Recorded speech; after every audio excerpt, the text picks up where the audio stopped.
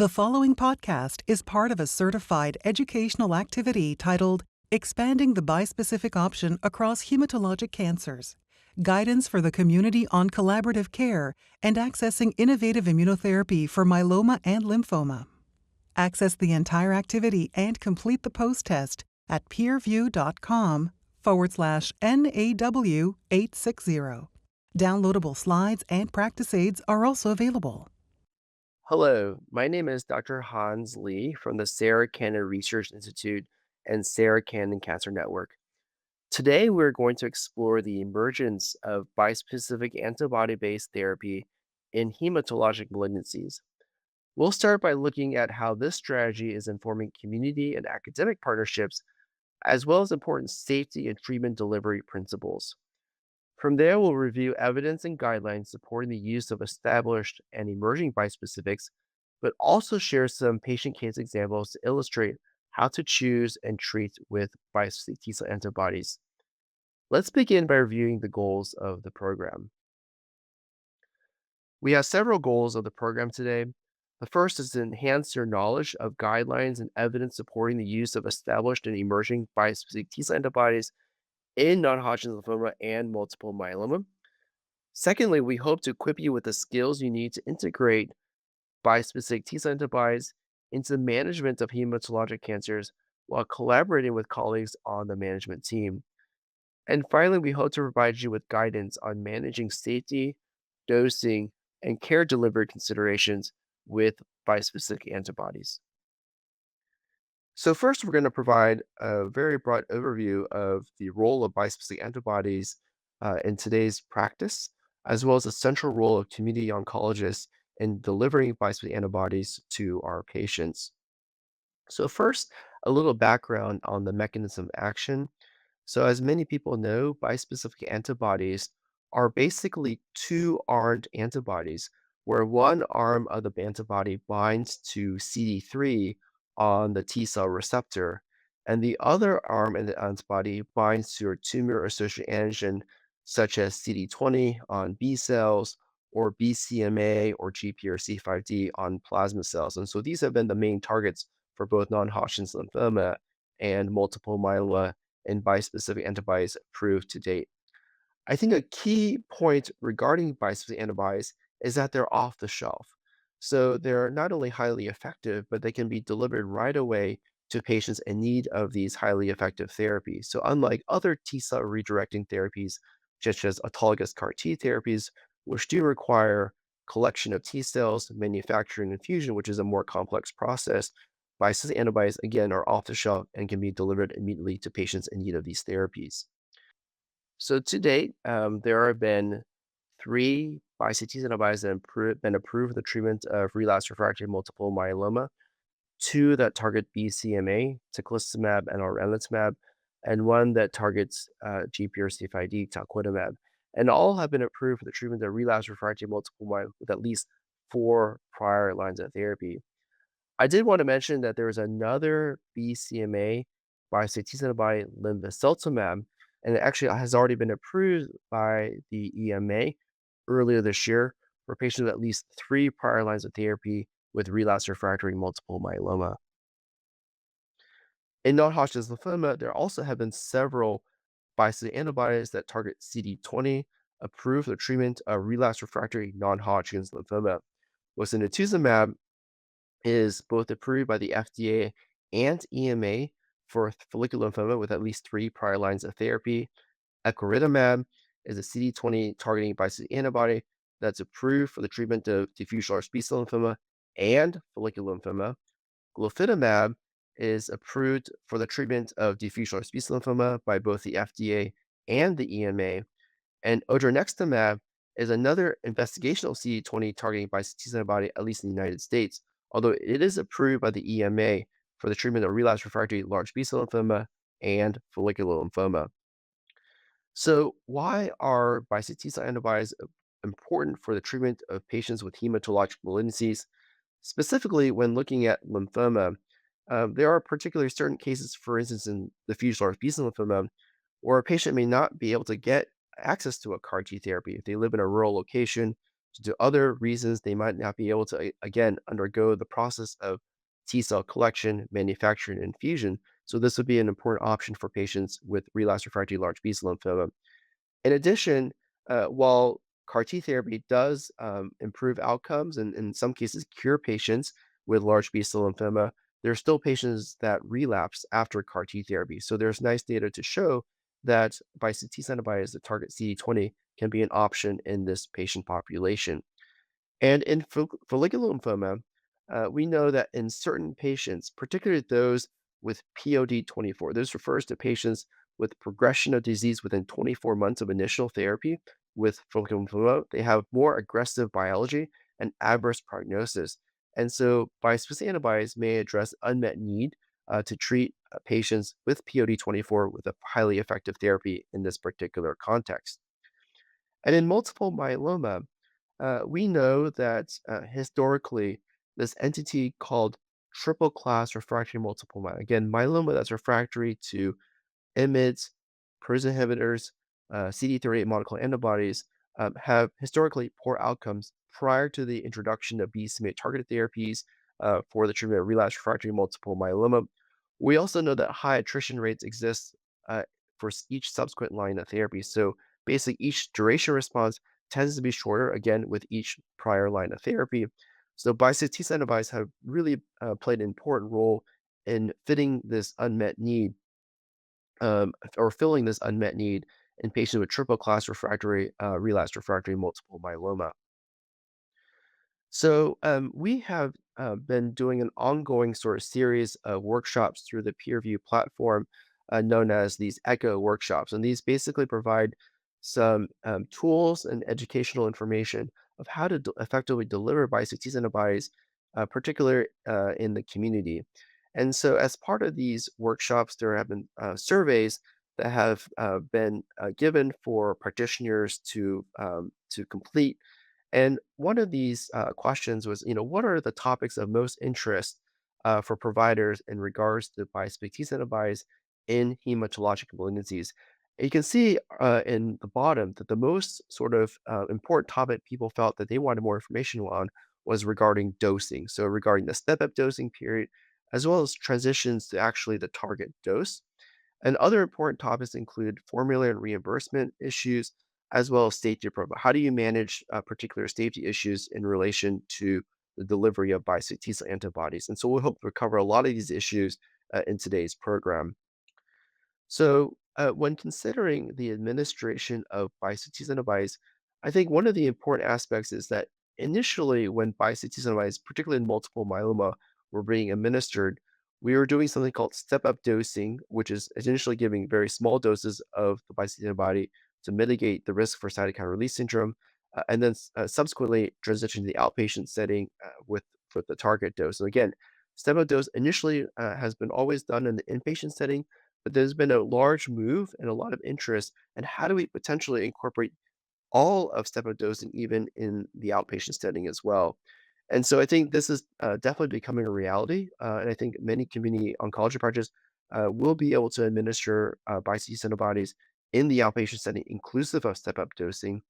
And so I think when thinking about how to initiate a program like this, it's really important to carefully plan in order to operationalize this. And so involving key stakeholders, including oncologists, advanced practice providers, nurses, pharmacists, and social workers. These are, again, important key components of the team. I think when everyone's on board, when all the key stakeholders are on board to sort of come up with a plan, this is critical to the success of administering these agents in the clinic. And we'll talk about different sort of tools to consider when operationalizing this later in this program. So I think some of the sort of key questions again is where to start up step up dosing. So again, as I mentioned earlier, that historically, step-up dosing has always been done in the inpatient setting for observation, for monitoring of serious, particularly in myeloma. I think in lymphoma, particularly in follicular lymphoma, step-up dosing is actually done in the outpatient setting per label. And so again, there's different options. For instance, you can start with step-up dosing at your practice, completely in the outpatient setting or even inpatient setting, and do everything locally. There are other models where perhaps you may want to refer to a larger myeloma or lymphoma center to do the initial step-up dosing, and then you can take on the patient or after the initial step dosing is completed to continue maintenance dosing again. So different models exist. I think also important aspect is how to manage the transition to from inpatient outpatient, particularly if you do initial inpatient step-up dosing, and finally reimbursement when co-managing patients. So, what are some tools for the team that you can consider in terms of the safety and delivery of care with bispecific T-cell antibodies? So, on a very, very sort of high level overview of safety and toxicities with bispecific antibodies, I think the most common adverse event with bispecific antibodies across the board is this risk of CRS or cytokine release syndrome. So with both myeloma and non-Hodgkin's lymphoma, bispecific antibodies, there is a risk for CRS. So many patients may get CRS, but I do want to emphasize that most CRS is grade 1, so the lowest severity, which would basically be a fever. Sometimes some patients may get grade 2 CRS, and rarely do we ever see grade 3 or grade 4 CRS. So grade 3 and grade 4 CRS is exceedingly rare. So I really want to emphasize that. And we'll talk a little bit more about how how we manage CRS in later slides. I do also want to mention that when if CRS were to occur, it usually occurs during the initial step-up dosing period. Really, we rarely ever would see CRS beyond the first cycle of the bispecific antibody administration. So again, if it were to occur, it would occur typically during the step-up dosing period. And again, typically it's limited to grade 1 and sometimes grade 2. Another thing to consider is the risk for infection. And I think particularly in myeloma bispecific antibodies that target BCMA, in the pivotal clinical trials, there was a relatively high rate of grade 3 and grade 4 infectious related adverse events, 35 to 50% or so, a little bit less with non-Hodgkin lymphoma. So again, we'll talk a little bit more about how to mitigate some of the infection toxicities. And then the GPRC5D toxicities can be unique to some of the on-target off-tumor adverse events related to the GPRC5D targeted antibodies, such as talquetamab. So there can be skin and nail toxicities, oral toxicities such as dysgeusia and weight loss. So one of the key facets of how to manage this toxicity is really optimizing the dose and dose frequency. So in many of my patients who do respond to talquetamab, I'm really quick to reduce the dose and dose frequency to mitigate this toxicity, and it makes it much more tolerable. And finally, ICANS or neurological toxicity can occur with the administration of bispecific antibodies. It's pretty rare though. So again, it occurs in less than 5 to 10% of cases. If it were to occur, it'd be low grade, very, very transient. So I do want to emphasize that ICANS and neurological toxicity is rare. Something nice about bispecific T antibodies is that there's no driving restrictions for patients who are feeling well. So unlike CAR T therapy, which does have a 60-day driving restriction as per the CAR T REMS programs, there are no driving restrictions with bispecific T cell antibodies and no need for ongoing neurologic monitoring after the initial step-up dosing, which I think is nice for our patients. So, when thinking about how to address potential toxicities with bispecific T-cell antibodies, I think, it's a multi-step process, but I think, first of all, it comes down to initially patient selection. So, of course, there are different risk factors for potentially experiencing certain toxicities, such as CRS, when administering bispecific T-cell antibodies. So, for instance, a patient has very high disease burden, or if a patient is older and frail, for instance, multiple comorbidities, they can be more vulnerable to some of these toxicities. So then it's important to educate patients when you're seeing them in the clinic before administering these agents about the potential side effects they may experience, not only the patient, but also their caregivers as well. And then once administering the drug, it's important to then also give patients information about how to self-monitor themselves, particularly if the step-up dosing is done in the outpatient setting. So make sure the patients have a good thermometer to monitor the temperatures, perhaps a pulse oximeter, a blood pressure cuff to measure their oxygen levels, and also their blood pressure can also be helpful for as well. And I think it's important to let patients know, what are the red flags? What are the concerning signs that they should sort of seek care immediately by their healthcare providers, either by calling them or by seeking care in the emergency room. And if toxicity were to occur, and how to manage this. So if they're in the patients who are in the hospital, then of course there's treatments that we give, supportive care for the management of, for instance, CRS or neurotoxicity. the patient's at home, giving them instructions if they need to take Tylenol, they take home dexamethasone to again help mitigate the CRS. And then once a patient is cleared from the toxicity, or if they had no toxicity, they can continue dosing as planned as per the treatment program. So, a little bit about CRS. I think many of you are familiar with this table about how CRS is graded. I do want to mention and really emphasize that grade 1 CRS is really just a fever. So, a fever more than 38 degrees centigrade or 100.4 degrees Fahrenheit. So, this is often seen with bispecific antibodies, but easily managed with supportive care, such as with antipyretics, such as Tylenol. And then some cases we may see occasional grade 2 CRS. This is basically patients with hypotension requiring IV fluids but not vasopressors, or hypoxia requiring supplements oxygen. And I really want to emphasize grade 3 or grade 4 CRS, you can see on the table, is more severe, but exceedingly rare when administering bispecific antibodies for our hematologic malignancy patients. So, when a patient may experience grade 1 CRS, the first line therapy is really initial supportive care, oral Tylenol to help mitigate or decrease the fever, or hydration, temperature monitoring, vital sign monitoring as well. I think there's many situations where a patient may be able to manage grade 1 CRS at home. In some cases, we may prescribe oral dexamethasone for the patient to take at home, again to help treat the fever and the inflammation that's going on related to the CRS. If a patient is having protracted fever, or if they're getting step-up dosing in the hospital, we often may employ tocilizumab, an IL-6 inhibitor, to basically help decrease the fever and decrease the CRS quite rapidly. And certainly, if a patient is refractory to oral dexamethasone, then we consider early tocilizumab again to treat protracted grade 1 CRS. For grade 2 CRS, again, this is can occur, not super common, but can occur. This is when a patient should really seek evaluation in the hospital or the clinic. So this is when they may be hypoxic or have hypotension. And so again, at least being in some type of observation unit where they can get IV fluids or supplements oxygen, get tocilizumab to treat the CRS. And then again, grade 3 and grade 4 CRS are exceedingly rare. They do require high level of care, hospitalization, often ICU related care. But again, it's exceedingly rare for a patient to have grade 3 or 4 grade 3 or grade 4 CRS, but important for you to be aware that this potentially could occur. And if it does occur, the patient would need a higher level of care.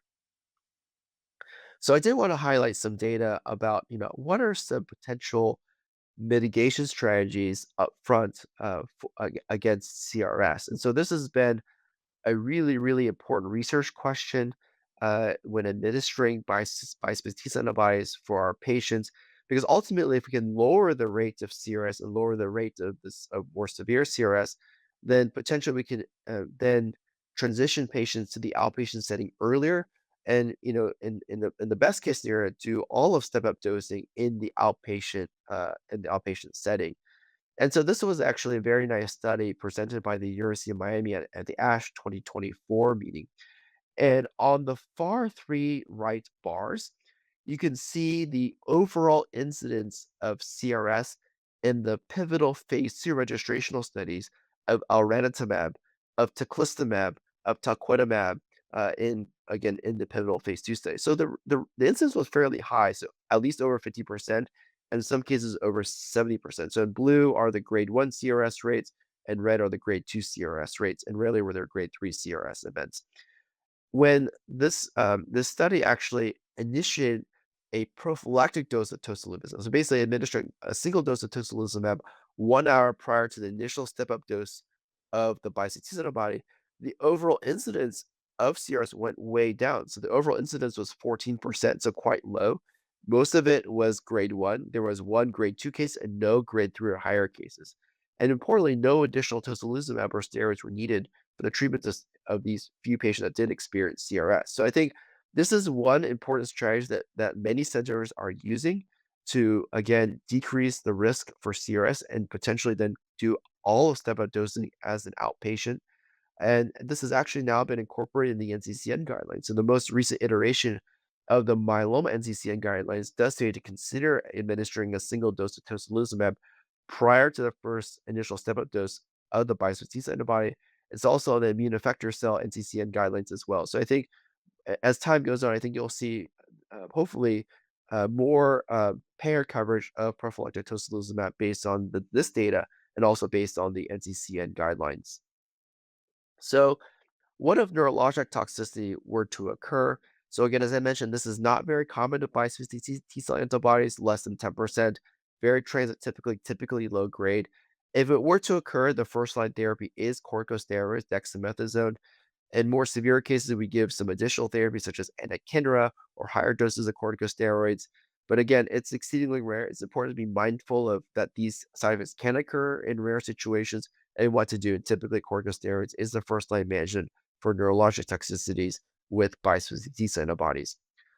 I mentioned earlier the risk for infection, particularly with BCMA targeting bispecific T-cell antibodies. So it's really important to keep in mind what are the important infection mitigation strategies.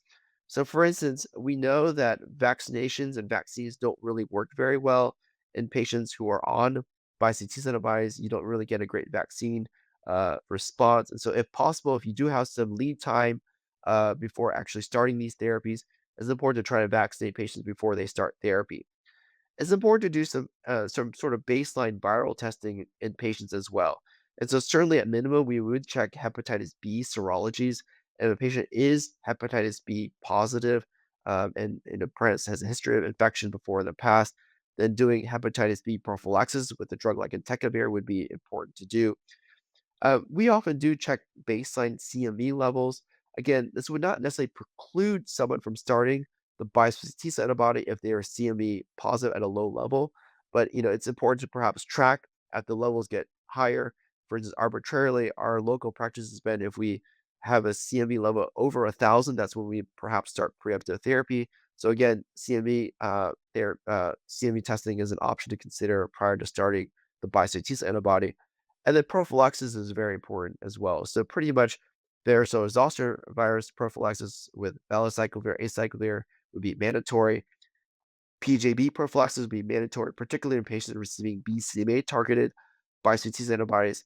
And hypogammaglobulinemias. Hypogammaglobulinemia or a decrease in the IgG levels is a pretty common phenomenon that we see particularly with BCMA targeting bispecific T-cell antibodies. So giving IVIG as primary prophylaxis. So even the absence of infection, giving IVIG if the IgG level is less than 400 is important.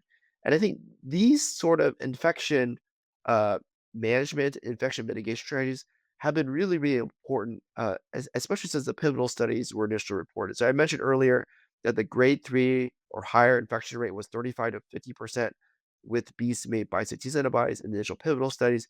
I think this incidence has gone way down as we've learned a lot more about how we can actually decrease the risk and incidence of infections with these strategies listed on the table here.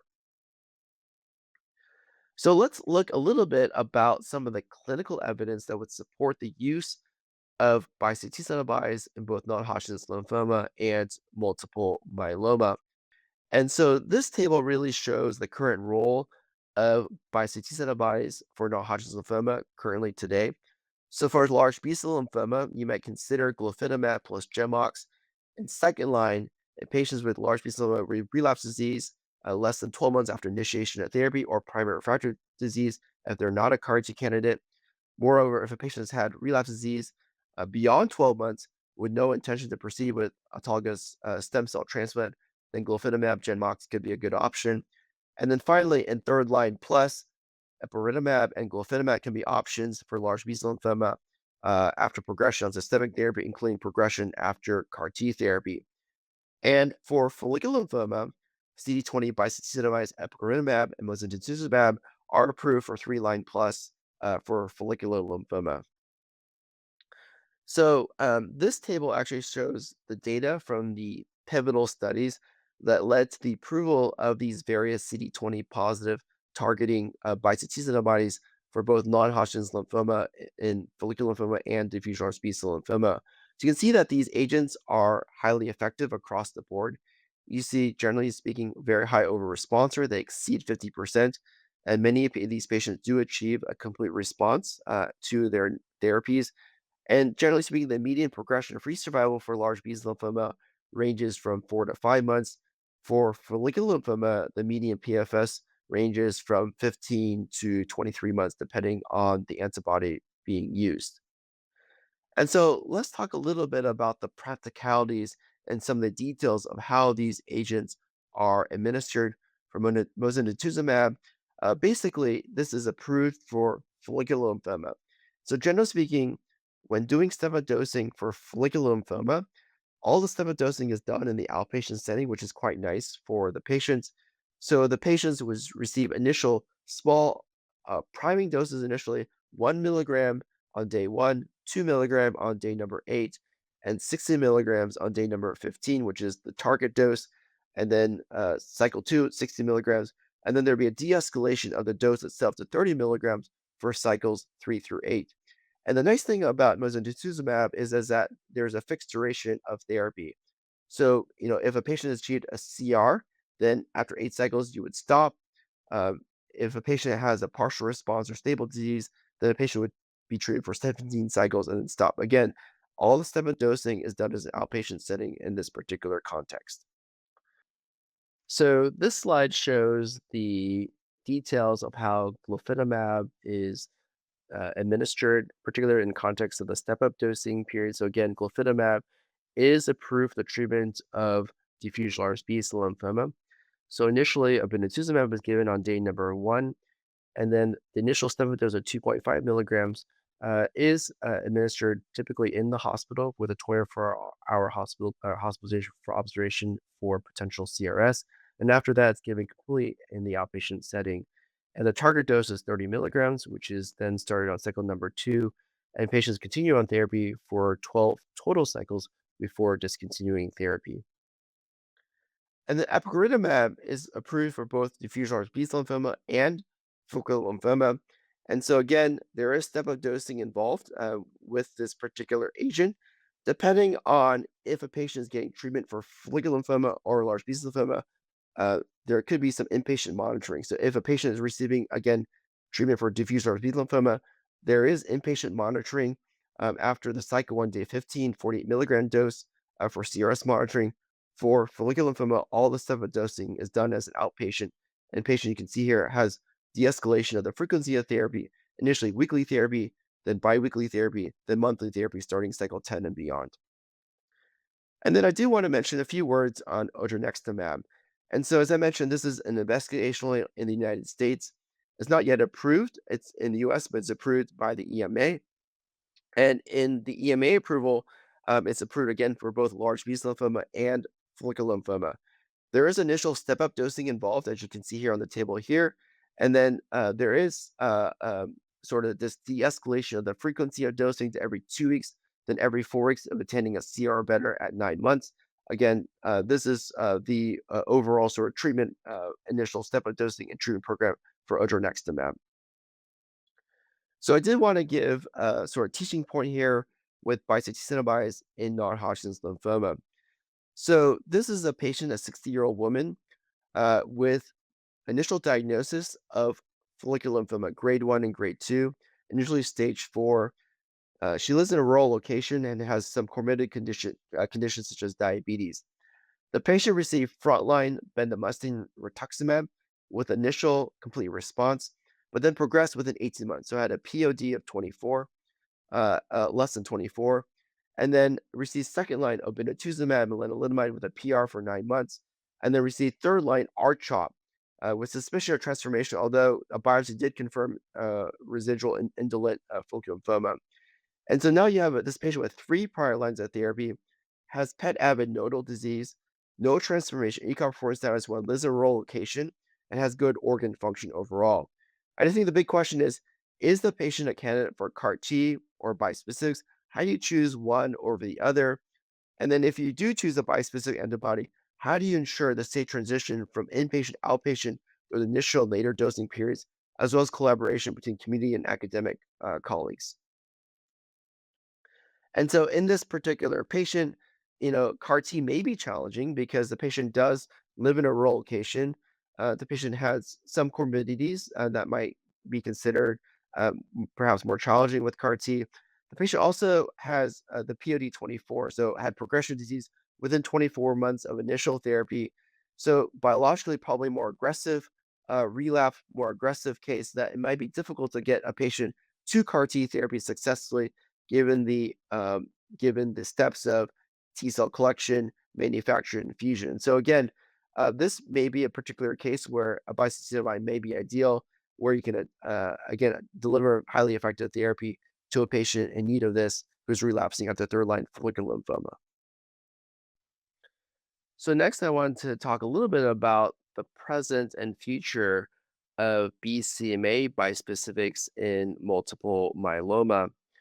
And so this is straight from the NCCN guidelines. And currently, there are three bispecific antibodies approved for the treatment of relapsed refractory multiple myeloma: elranatamab and teclistamab, with both target BCMA, and talquetamab, which targets GPRC5D.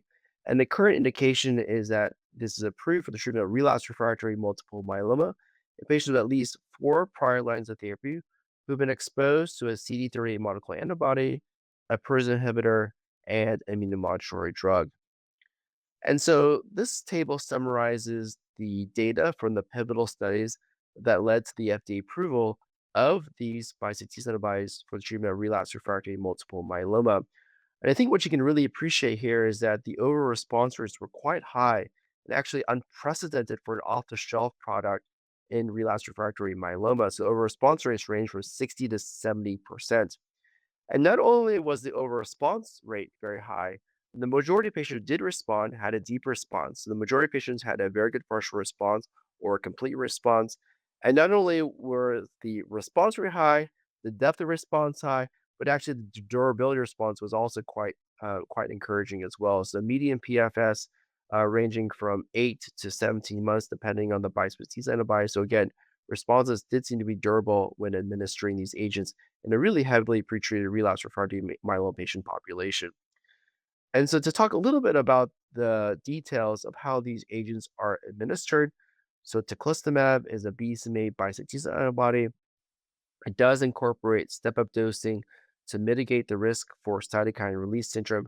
So initial dose given on day number 1, intermediate dose given on day number 4, and the target dose given on day number 7, although there's some flexibility in the timing of the step-up dosing, as you can see on the slide here. As per the package insert, a 48-hour hospitalization is recommended or is required after the initial step-up doses for administration of teclistamab, and thereafter it transitions to the outpatient setting.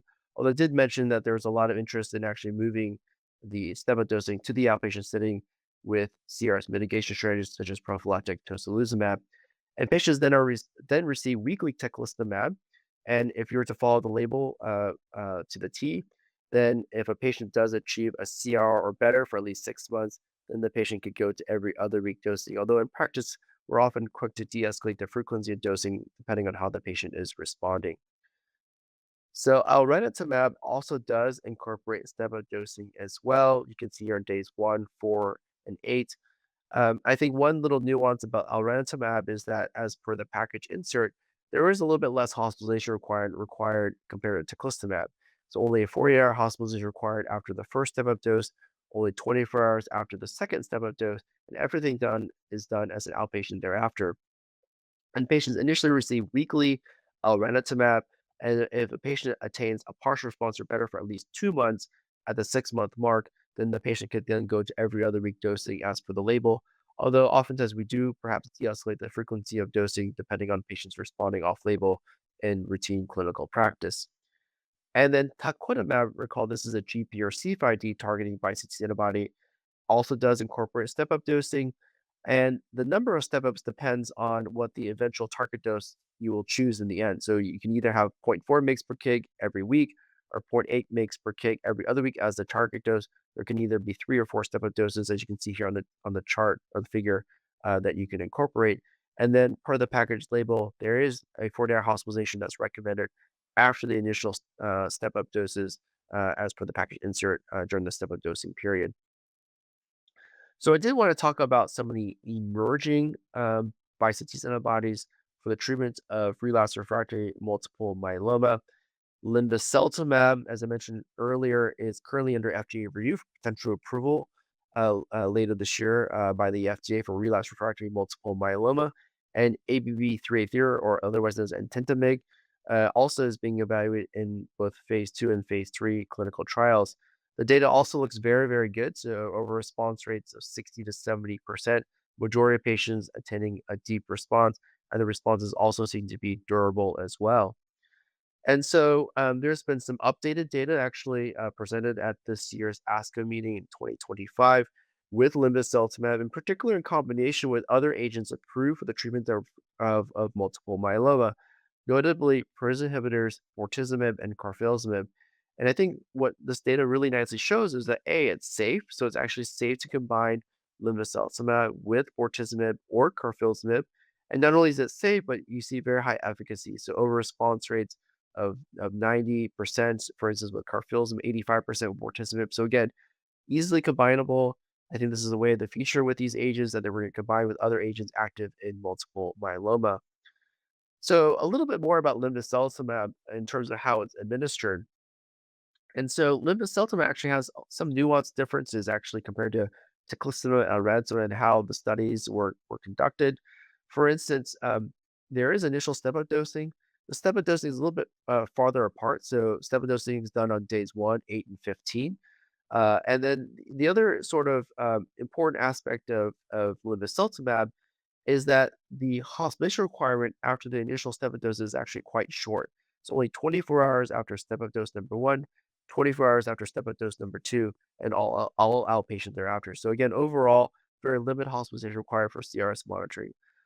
One of the reasons why that is that, unlike the other bispecific T-cell antibodies that are administered subcutaneously, linvoseltamab is actually administered intravenously. And of course, there's pros and cons of IV versus sub-Q. But one of the advantages is that there's a very predictability in the timing, the onset of CRS, and the resolution of CRS. So typically, CRS occurs more quickly and resolves more quickly with IV bispecific versus subcutaneous bispecifics. So this is why the hospice required was actually shorter in the Linker MN1 study with linvoseltamab here seen on the slide. The other interesting thing about how the study was done is that there was a more aggressive, rapid, uh, prospective de-escalation of the frequency of dosing incorporated in the pivotal Linker MN1 study. So initially, patients did receive weekly therapy for weeks 3 through 13, and then de-escalated to every other week, starting weeks 14 through 23. And if a patient did attain a very good partial response or better, then they could be further de-escalated to every 4 weeks, starting on week 24. And this was really nice for patients because they can really have sort of less time in the clinic, less time getting their treatment with this really nice de-escalation strategy on the frequency of dosing. And so, there are a lot of sort of ways potentially that bispecific can be sequenced with other treatments in multiple myeloma. And I think, one of the big challenges, but also areas of research and interest have been, what is the optimal sequencing strategy of bispecific antibodies and also with CAR T therapy as well. And so I think there are certain clinical scenarios where a bispecific antibody would make sort of a clear, obvious choice of therapy. So, if a patient, for instance, has very rapidly progressing disease and, perhaps a CAR T referral hasn't been made, it's going to take too long for a patient to get the CAR T therapy. So, that's what a situation where a bispecific antibody would make a lot of sense. But again, it's off the shelf, can be immediately delivered to the patient in need of therapy. And also, patients can get bispecific antibodies post CAR T as well. So there's been nice data showing the effectiveness of bispecific antibodies after CAR T therapy. So you can see here that there's different sort of permutations of sequence. You get CAR T first, followed by a bispecific. You can potentially get a BCMA T cell redirecting therapy with a bispecific first, then a BCMA CAR T. For instance, you can get a BCMA bispecific followed by GP or C5D target therapy, such as a bispecific or CAR T. So again, many different sequencing strategies. I think that we're learning a lot more about how to hopefully optimally sequence these therapies. But again, different options to consider when sequencing these agents. So I did want to kind of highlight one particular scenario of a patient with relapsed refractory multiple myeloma. So this is a 72-year-old gentleman with the standard risk multiple myeloma, has had frontline therapy with Dara-VRd, followed by auto transplant, followed by lenalidomide maintenance, second line therapy with carfilzomib, lenalidomide, dexamethasone, third line therapy with isatuximab, pomalidomide, and dexamethasone, and fourth line therapy with selinexor or dexamethasone, with basically shorter duration response with each subsequent line of therapy. And now the patient has a pretty aggressive relapse. new bone lesions, rapidly rising M protein, ECOG performance status 1, has myelonemia.